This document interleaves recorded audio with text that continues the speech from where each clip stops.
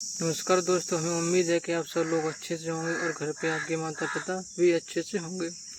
एक गांव की तरफ आया हूं तो सोचा चलो आज गांव की तरफ चलते हैं और उस गांव में जाकर किसी पेड़ के नीचे बैठ कर के वीडियो शूट करूंगा। तो यहीं देखो आम के पेड़ हैं, ये इन्हीं पेड़ों के नीचे बैठ कर हम वीडियो शूट कर रहे हैं। ये हमारी बाइक खड़ी है। ठीक है दोस्तों, बहुत अच्छा मौसम है, थोड़ी धूप है और काफ़ी सुहाना मौसम है। तो दोस्तों आज की इस वीडियो में एक कहानी एक छोटे से लड़के की है जो तकरीबन 8 साल का होगा और उस लड़के के जीवन में इतने कष्ट आ गए, इतने कष्ट आए और पता नहीं उन कष्टों का निवारण कैसे हो पाया उसके साथ। तो चलिए उसी की कहानी आज आपको बताते हैं।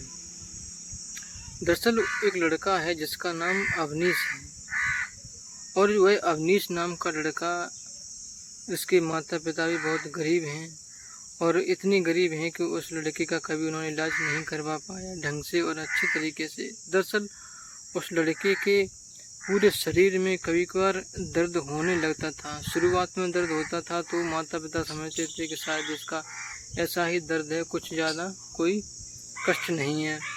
लेकिन दर्द जब धीरे धीरे बढ़ता गया, दिन पर दिन बीतते गए, लगभग 1 साल हो गया और उस लड़के के माता पिता ने कभी ढंग से गौर नहीं किया।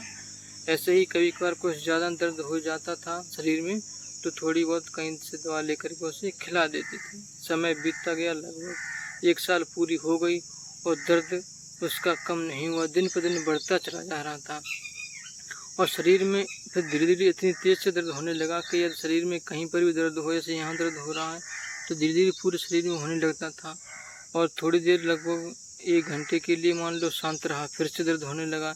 यानी 24 घंटे के अंदर में उसे कम से कम 12-13 बार दर्द होना ही होना है। मुश्किल से 1 घंटे या आध घंटे से आराम से बैठ पाता था और वह हमेशा दर्द में का रहा रहता था। उसके माता पिता भी बहुत दुखी होने लगे कि आखिर कहाँ दिखाएं, किसको दिखाएं।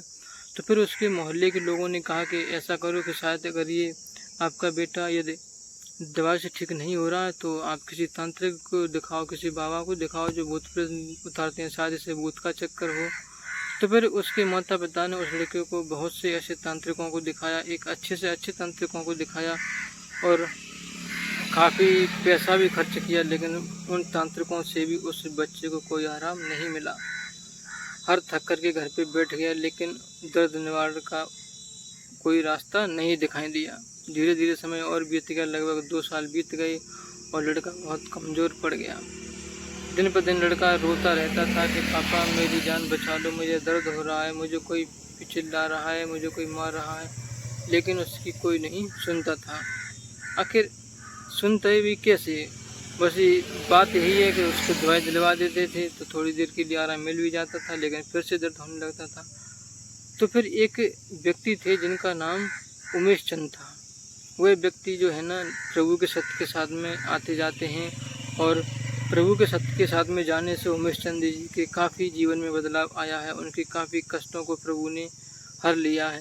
तो उन्होंने जब अपबीती बताई और कहा कि यदि आप भी अपने बच्चे को प्रभु के सत्य के साथ में ले जाओगे तो आपका बच्चा भी वहाँ जाकर के बिल्कुल ठीक हो जाएगा। ये हमें 100% उम्मीद है।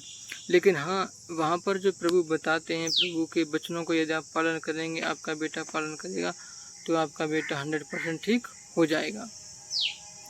जब ये बात अवनी जी ने सुनी तो अवनी जी ने कहा कि चलो ठीक है, ऐसा कोशिश करते हैं, यदि मेरा बेटा ठीक हो जाएगा वहाँ जाने से तो हम ज़रूर सत्य के साथ में जाएंगे। प्रभु के वचनों को नहीं मानोगे तो आपको लाभ नहीं मिलेगा। लाभ तभी मिलेगा कि प्रभु की बताई गई एक एक बात को आप अपने दिल और दिमाग में बैठा लोगे, प्रभु के बताए गए रास्ते पर चलोगे तो आपको ज़रूर फ़ायदा होगा। तो उमेश चंद की दोस्त ने कहा कि ठीक है, यदि ऐसी बात है तो हम प्रभु की एक एक बातों का पालन करेंगे। तो इसी को लेकर के वह अपने बेटे को लेकर के प्रभु के सत्य के साथ में पहुंच जाते हैं। तो उस वक्त प्रभु का सत्य का साथ इटावा शहर के पास एक नगर है, जसवंत नगर, वहाँ पर हो रहा था तो वहीं पर चले जाते हैं।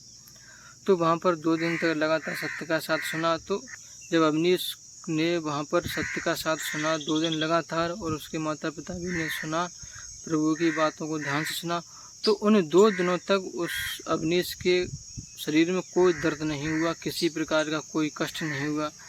जब ये दृश्य देखा तो अवनीश के माता पिता भी हैरान रह गए कि ये कैसे हो सकता है। 2 साल से मेरा बेटा इतना बीमार था, इतना कष्ट भोग रहा था, और यहाँ आकर के सिर्फ 2 दिन में ही आराम मिल गया।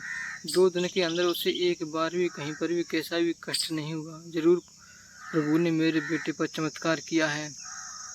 अब मैं प्रभु के सत्य के साथ में लगातार आया करूँगा और प्रभु की बताई गई बातों को, वचनों को अच्छी तरीके से दिलो दिमाग में बैठा लूँगा और बात मानूँगा, और प्रभु के बातों को लोगों तक पहुँचाऊँगा, जिससे और लोग प्रभु के सत्य के साथ में आएँ।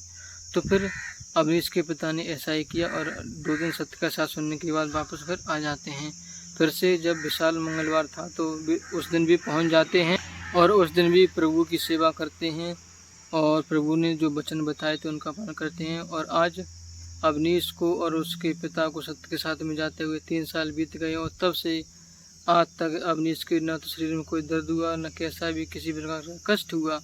तो ऐसा चमत्कार हुआ अवनीश के ऊपर। दोस्तों, हमें उम्मीद है कि आपको ये ज़रूर कहानी पसंद आई होगी। यदि आपको कहानी पसंद आई हो तो प्लीज़ वीडियो को लाइक करें और चैनल को सब्सक्राइब करें। यदि आप भी ऐसी कोई कहानी जानते हैं तो ज़रूर हमें कमेंट बॉक्स में बताएं। उस कहानी को ज़रूर हम लेकर के आएंगे। धन्यवाद।